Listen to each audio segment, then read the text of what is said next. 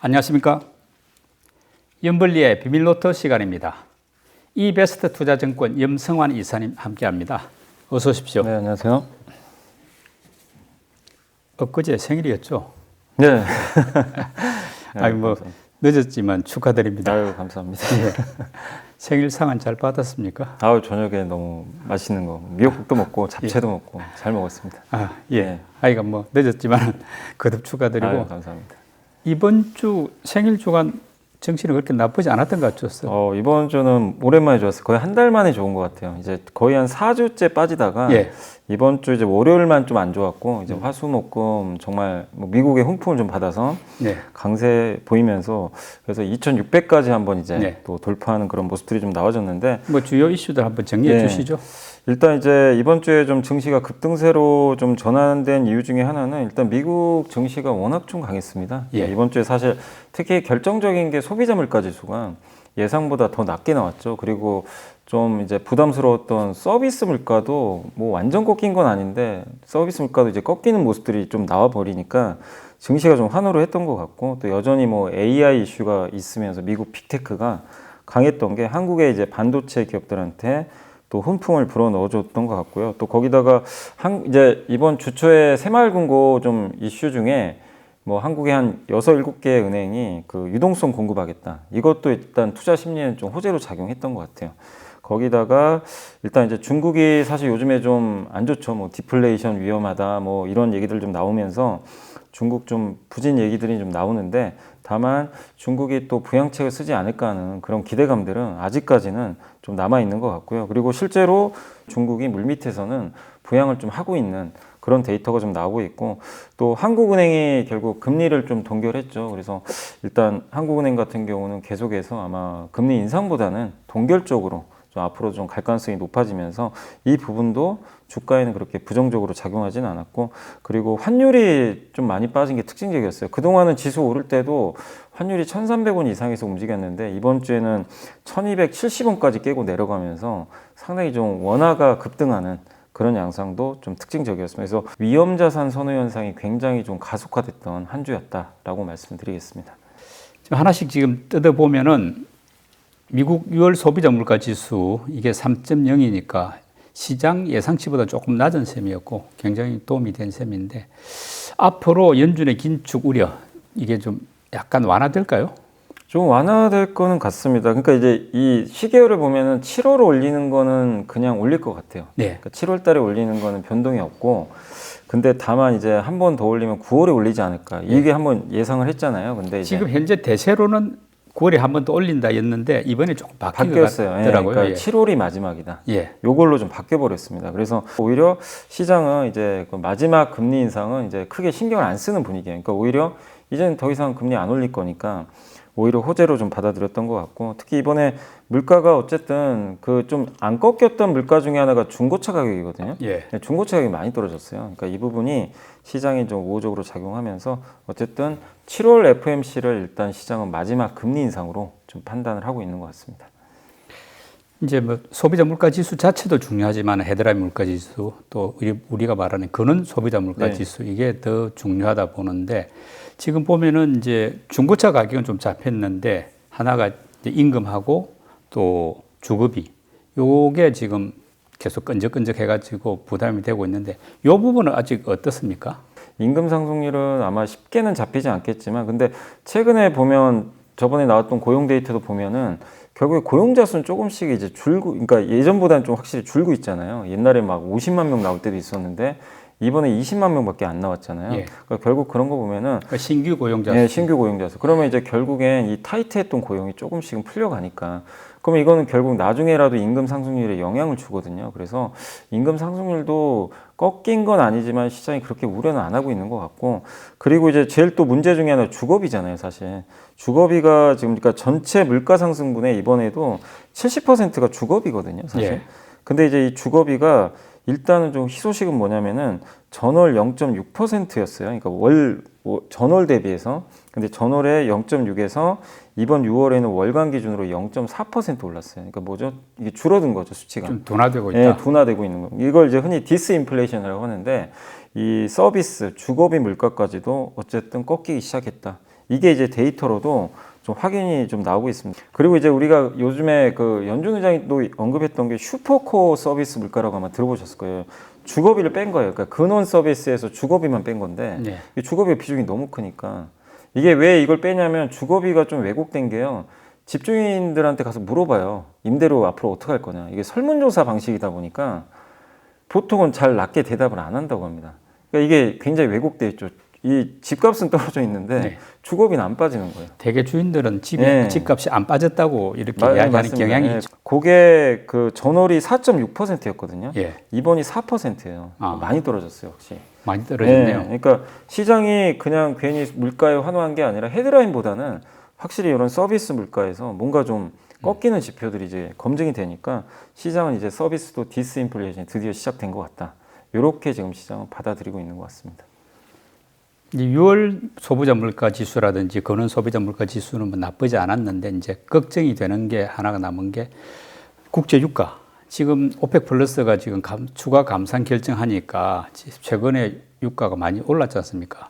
뭐 엄청 $100씩 갈 때에 비하면 아직 높지는 않지만 지금 상승 추세가 심상치 않아 가지고 이게 또 부담이 되고 혹시 뭐 일각에서는 7월 소비자 물가 지수는 요게 포함시키면 또 올라가는 거 아니냐 이런 이야기도 있더라고요. 이건 어떨까요? 근데 7월은 올라갈 수밖에 없어요. 그러니까 유가가 물론 조금 지금 6월보다 오른 것도 있지만 일단 왜냐하면 작년에 6월이 제일 높았잖아요. 작년 9.1 찍은 거 아마 기억하실 거예요. 네. 그러니까 이제 이번 6월은 어떻게 보면 이제 진짜 그 헤드라인 이 물가는 낮을 수밖에 없어요. 그러니까 작년 이 엽기저라 그러죠. 예. 그래서 7월은 이미 시장도 지금 예상을 좀 조심스럽긴 하지만 3.5로 다시 올라갈 거다 예. 예상을 하고 있고 그게 꼭 유가 때문은 아니고 전반적인 이제 작년 6월과 7월의 이 데이터를 대비해 봤을 때 그 기저효과 좀 측면이 크다고 합니다. 역기저 네, 효과가 역기저, 예. 6월만 보다는 7월이 적다. 예, 예. 적기 때문에 예. 그래서 그런 부분 때문에 시장 그렇게 크게 우려는 안 하고 있고 그리고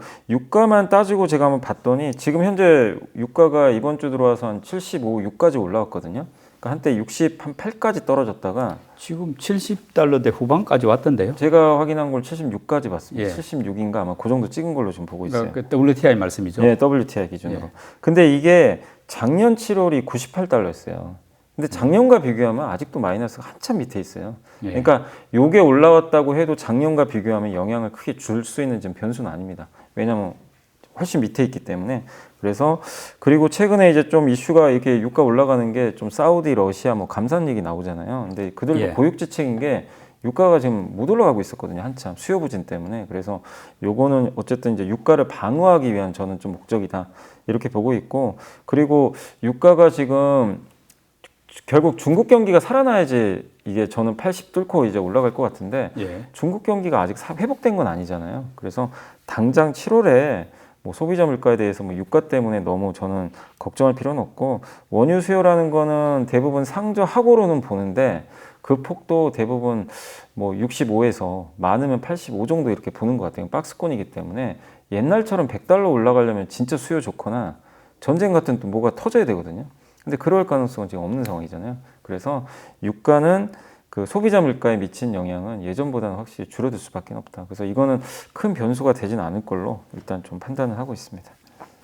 우리 국내 정치에는 미국 영향 못지않게 사실 중국 영향도 크지 않습니까? 그런데 중국 6월 생산자 물가 지수가 마이너스 5.4% 돼가지고 9개월 연속 생산자 물가가 지금 마이너스더라고요. 계속 줄어들고 있고 이 말은 중국 경기가 그만큼 안 좋다 이런 뜻인데 뭐 중국발 악재 이게 언제 정도 돼야 좀 진정이 되고 오히려 좀 훈풍으로 바뀔지 이게 궁금한데 어떻게들 보십니까? 네, 지금 중국은 상당히 좀 심각할 정도로 오히려 디플레이션 상황으로 지금 가고 있거든요. 예. 그러니까 경제가 안 좋다는 얘기죠, 그만큼. 그래서 생산자 물가도 마이너스고 지금 소비자 물가도 0%니까 이게 마이너스 갈 수도 있어요, 잘못하면. 그래서 지금 어떻게 보면 옛날 일본처럼 좀 돼가고 있는 거 아닌가. 일본이 뭐 잃어버린 20년, 예. 30년 이야기 나왔으니까 이게 디플레이션이 맞습니다. 문제였죠. 예. 그래서 사실 이게 디플레이션이 이제 발생한 원인은 사실은 그때 버블 터지고 부채 때문이거든요. 이제 부채가 많아지면요, 사람들은 돈을 안 쓰려고 합니다. 갚아야 되니까. 그럼 소비가 당연히 줄겠죠. 투자 줄고. 그러면 물가 당연히 떨어집니다. 수요가 부족하기 때문에. 그러면서 이게 악순환이 계속 반복되거든요. 경제의 규모가 쪼그라드는 거죠. 예. 그래서 일본이 사실 잃어버린 뭐 30년인 게 사실 디플레 때문이고 예. 그래서 그거 잡으려고 지금 경제 좋아지는데도 계속 아직도 양적 완화하고 있잖아요.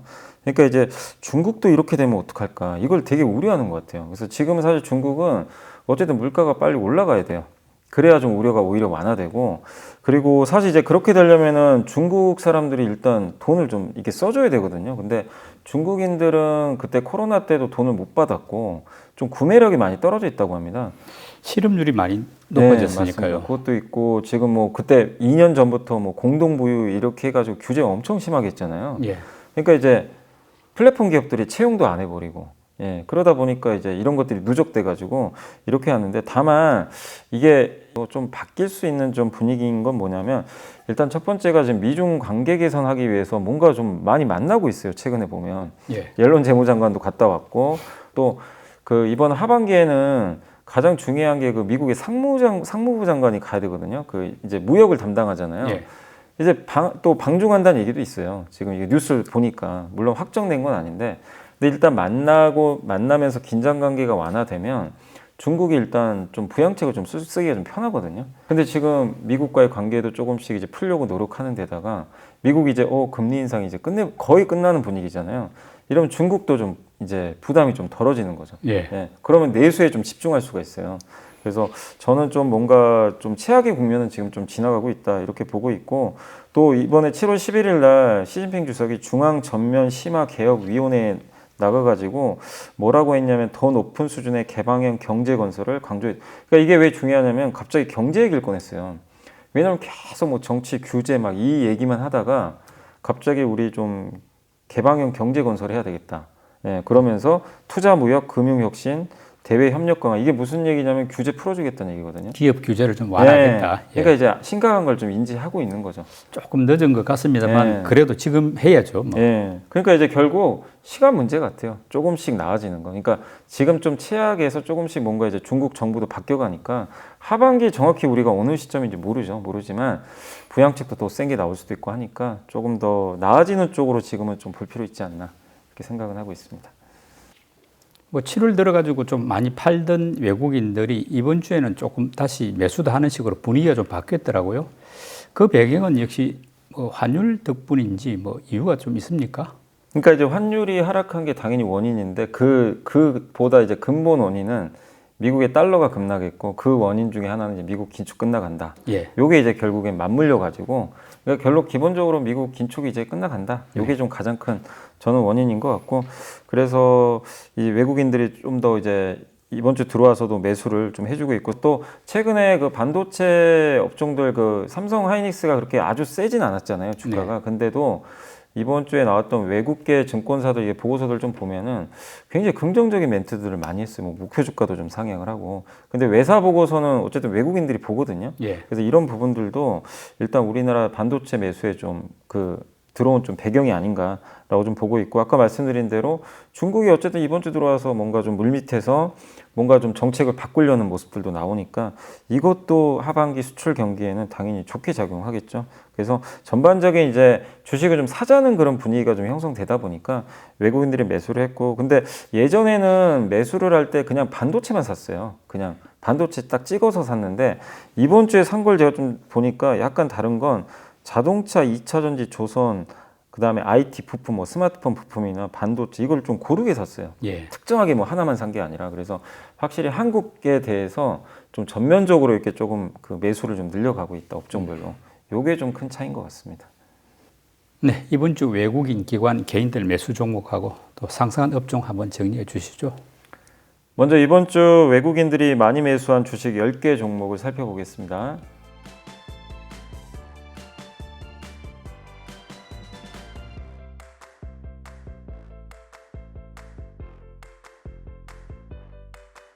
이번에는 기관들이 이번 주 많이 담은 10개 종목을 살펴보겠습니다.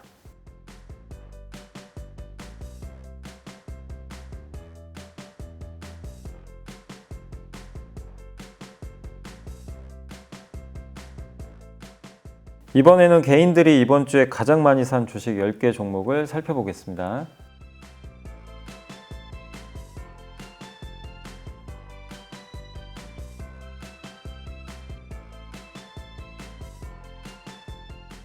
이번에는 이번 주 가장 많이 상승한 10개 업종을 살펴보겠습니다.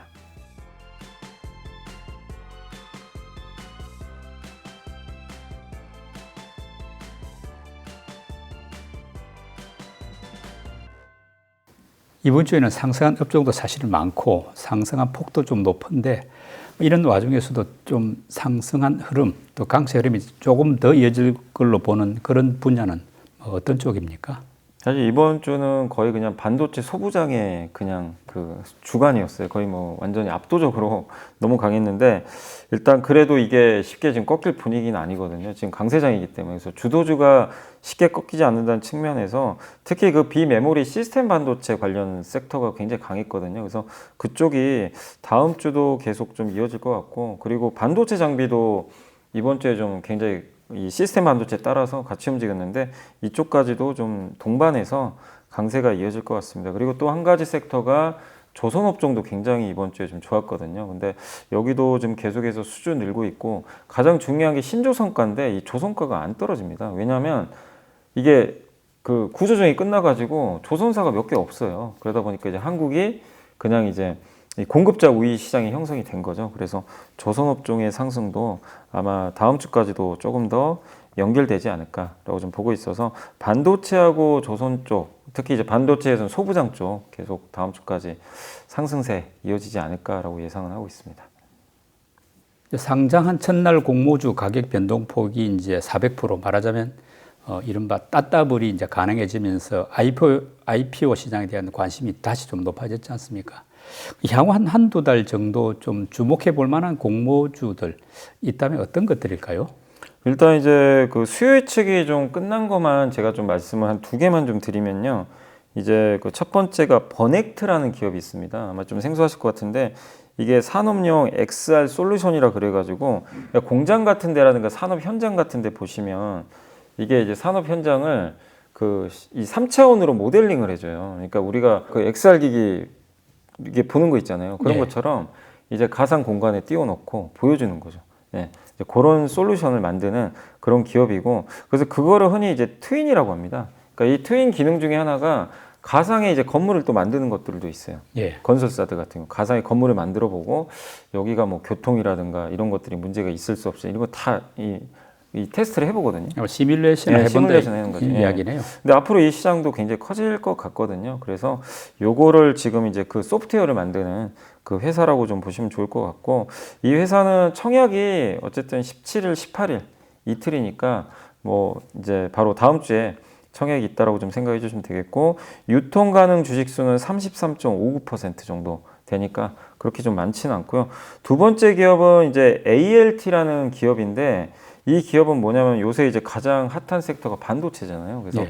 반도체 관련된 이제 소부장 기업입니다. 그래서 비메모리 반도체 쪽에 좀 돼 있고, 반도체 이제 마지막에 만들고 나서 우리가 보통 검사하잖아요. 그거 테스트해주는 그런 회사로 보시면 좋을 것 같고, 17일하고 18일 양일간 청약에 들어가고, 다만 조금 단점이라고 할 거는 유통 물량이 좀 많습니다. 유통 물량이 전체 물량이 45% 정도 되니까 그 점은 좀 감안하시면 좀 좋을 것 같습니다. 최근 한두 달 앞두고는 지금 이른바 대여급은 별로 안 보이는 것 같더라고요. 네, 대여급보다는 지금 요즘에 가장 핫한 게 그 중소형. 예. 네, 중소형 이게 좀 사이즈가 작은. 근데 이 기업들이 또 이게 공모가 대비 하루에 400%가 이게 가능해 버리니까 예. 오히려 더 흥행을 하고 있어요. 근데 왜냐하면 진짜 덩치가 큰 기업은 하루에 이렇게 오를 수가 없거든요. 그래서 근데 아마 아직은 확정은 안 됐는데 가을 정도 지나면 대여급들도 뭐 이렇게 조금씩 들어오지 않을까 싶긴 한데, 아직까지는 여름까지는 주로 좀 중소형 회사 위주로 이렇게 좀 계속 IPO가 있을 것 같습니다. 예. 염 이사님이 선정한 이번 주에 보고서 듣는 차례인데 어떤 내용 준비해 오셨습니까? 자, 이번 주에는 한국투자증권의 김진우 연구원님이 그 자동차 업종 이번 불황은 없는 걸로 합시다. 그냥 제목에 다 사실 답이 딱 나와 있는데, 요새 왜냐하면 하도 피크아웃 얘기가 너무 많아요. 이 자동차 업종 피크아웃 아니냐. 요즘이 아니에요. 1년 넘었죠. 1년 넘었죠. 그러니까 자동차 연구소보다 힘드신 것 같아요. 딱 보면은 이제 그 질문을 제일 많이 받을 것 같은데, 일단은 그럼 왜 차가 이렇게 잘 팔릴까? 일단 근본적으로 차가 일단 잘 팔리는 건 맞거든요. 이게 좀 이해가 안 갈 수 있는 게, 금리가 이렇게 높은데 차가 잘 팔리는 게 사실 좀 이게 납득이 안 가잖아요. 근데 어쨌든 매크로 상황 역주행하면서 차는 잘 팔리는 게 맞고, 누적된 대기 수요만 지금 1,700만 대가 좀 대기를 하고 있대요. 그래서 전 세계적으로요? 네, 전 세계적으로. 왜냐하면 1년에 판매되는 수량들이 있잖아요. 예. 근데 그게 보통 8천만 대면 지난 2, 3년간 한 500만 대에서 600만 대씩 매년 이게 미스가 난 거예요. 왜냐하면 생산이 이게 안 돼가지고. 그때 차량용 반도체도 부족하고 뭐 그랬죠. 그러니까 이제 결국 이런 누적된 대기 수요들이 계속 있다 보니까 이분들은 이제 매크로 상황과 무관하게 이제 차를 살려고 하는 분들이다 보니까 꾸준하게 그런 이제 수요를 뒷받침해 준다. 그리고 또 이 자동차 회사들 실적 좋은 게 옛날에는 물량으로 승부를 했어요. 어쨌든 점유율 경쟁하고 더 많이 팔자. 이게 목표인데 이게 이제 내연기관차는 어차피 이제 사형 산업이잖아요. 그러니까 전략을 바꾼 겁니다. 이제 벌 수 있을 때 최대로 벌어야 되겠다. 내연기관 가지고. 그래서 물량보다 가격을 올려버려요. 예. 거기다가 어쨌든 재고는 낮고 대기 수요 많으니까 그래서 이런 전략을 했는데 이게 이제 통해버린 거죠. 그래서 지금 수익성도 옛날보다 확실히 좀 올라간 그런 모습이고 이게 첫 번째고 두 번째 이제 좀 약간 걱정되는 거는 일본 업체들에 대한 시선. 엔저니까 예. 일본이 이제 공격적으로 또 영업하면 어떡하냐 이런 좀 얘기들이 있는데 실제로 엔저로 인해서 일본 도요타, 혼다 주가 많이 올랐거든요, 실제. 근데 엔화 가치가 이렇게 낮으면 그만큼 이 수출할 때 되게 유리하잖아요. 그래서 미국 같은 데서 가격을 인하해 버릴 수가 있거든요. 그러면 그거를 고객들한테 인센티브 명목으로 돌려줄 수가 있어요. 그래서 실제로 닛산과 혼다, 뭐 도요타 같은 기업들이 2분기 지금 주가나 이런 뭐 판매량이 좀 좋은데 김진우 연구원님 의견은 뭐냐면 그래도 판은 안 뒤집힌다. 예, 그동안 사실 우리 한국이 이기고 있었잖아요. 예. 일본보다는 성과가 좀 좋았는데 왜냐하면 다시 지금 이게 일본이 그럼 엔저 때문에 그럼 옛날로 돌아가서 양적 성장, 양적 경쟁 또 하겠다. 그건 일본 업체들도 선택하기가 어렵대요. 왜냐하면 지금 상황에서 어쨌든 이렇게 물량 경쟁보다는 이렇게 가격을 좀 인상하는 이 흐름 자체는 전 세계 자동차 회사들한테 다 좋은 거거든요. 그 내연기관이 지금 말한 캐파를 자꾸 늘리기가 네. 어렵죠. 어렵죠. 그럼 여기다 또 올인을 한다는 얘기인데 예. 일본은 또 가뜩이나 전기차마저 늦었어요. 그러니까 여기다 힘을 실기가 굉장히 어려워요. 그렇기 때문에 일본 업체가 과거처럼 하진 않을 것 같다. 예. 이것도 하나의 배경이고 또 세 번째가 현대 기아가 신분이 상승했어요. 옛날보다. 신분이 예, 그러니까 옛날엔 사실 한 10몇 년 전만 해도 예. 그냥 저가형 차량. 네. 사실 이미지가 그랬잖아요. 미국에서도. 예. 그러니까 뭐 사실 뭐 대한민국 국민으로서는 자존심 상하지만 옛날에 사실 그게 사실이었잖아요. 부인할 수 없을 거거든. 근데 지금은 현대 기아를 누가 뭐 브랜드 가치를 절하하겠습니까? 미국에서도 예. SUV 차량 굉장히 잘 나가잖아요. 네. 또 제네시스란 브랜드가 이제 가치를 인정받고 있으니까 그래서 실제로 옛날에는 세그먼트 A부터 C가 좀 저가형 차량이거든요. 이게 예. 비중이 현대가 2018년도에 62.9였어요. 예. 지금은 얼마냐면요, 29%밖에 안 돼요. 거의 반 이하로 줄었네요. 네, 그럼 나머지는 비싼 차들이라는 얘기, 좀 약간 급이 있는. 근데 그만큼 그런 차들이 굉장히 잘 나가고 있다. 신분 자체가 올라갔다는 올라갔다. 이야기네요. 그 얘기고. 그래서 그런데 글로벌 자동차 시장에서 차지하는 그 주식 비중, 시가총액 비중으로 현대차 비중은 는 게 없대요. 계속 그냥 정체돼 있어요. 그거를 가져간 게 테슬라예요. 네. 테슬라 그냥 거의 압도적이거든요. 그래서 아직까지 현대차는, 그러니까 현대차 이게 또 숙제래요. 그만큼 시장에서 더 인정받으려면 브랜드 더 키워야 된다. 브랜드 가치, 그리고 전기차 쪽에서 더 보여줘야 된다. 그래서 요거는 현대차가 해야 될 몫인 것 같고, 그래서 전체적으로 너무 우려하지 말고 이게 지금 일시적인 게 아니고 구조적으로 좀 좋아지는 흐름이니까 긍정적으로 보자는 그런 내용이고, 그리고 서로 피크아웃이 있어도 이미 주가는 그걸 벌써 이미 반영을 해놓고 있잖아요. 그래서 너무 우려하지 말자. 그래서 탑픽은 여전히 현대차, 기아 좀 좋게 보고 싶고 있고, 다만 다른 애널리스트 분들하고 조금 다른 게 제가 읽어보니까 요새는 부품사도 좋게 보세요. 애널리스트 분들이 대형 부품사 안 좋았잖아요, 실적도. 근데 대부분 이젠 좀 좋아진다. 생산 늘어나면서. 근데 김진우 연구원님은 그래도 완성차가 더 나은 것 같다. 대형 부품사들 실적은 좀 밋밋할 것 같다. 그게 좀 다른 분들과 약간 차이점이다 라고 한번 생각해 주시면 좋을 것 같습니다. 또 좀 알 수 있을까요? 이게 보니까 그 기사에도 나왔는데 10년 동안 배당 수익률 제일 높은 달이 8월이라고 하더라고요. 예. 8월에 투자를 하면